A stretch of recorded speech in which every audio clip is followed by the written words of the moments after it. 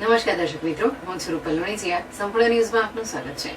Banaskantha LCB police inspector એવી દેસાઈના માર્ગદર્શન હેઠળ એલસીબી પોલીસ સ્ટાફના માણસો થરાદ પોલીસ સ્ટેશન વિસ્તારમાં પેટ્રોલિંગમાં હતા.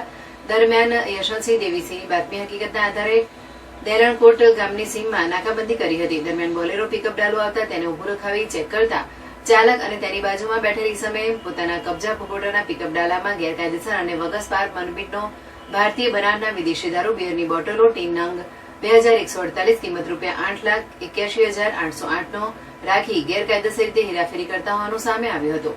જેથી પોલીસે બોલેરો પિકઅપ ડાલુ કિંમત ₹4 લાખ તથા એન્ડ્રોઇડ મોબાઈલ નંગ 1 કિંમત ₹5,000 મળી કુલ મુદ્દામાલ ₹12,86,808 ના મુદ્દામાલની હેરાફેરી કરતા પોલીસ નાકાબંધી દરમિયાન અનિલકુમાર જુનારામ વિશ્નોઈ, સારણ રહેઠાણ બડાસમા થાના સાંચોર જિલ્લા ઝાલોર, કમલેશકુમાર મોહનલાલ વિશ્નોઈ ગોદારા રહેઠાણ સિવાડા જિલ્લો ઝાલોર પકડાઈ ગયા હતા.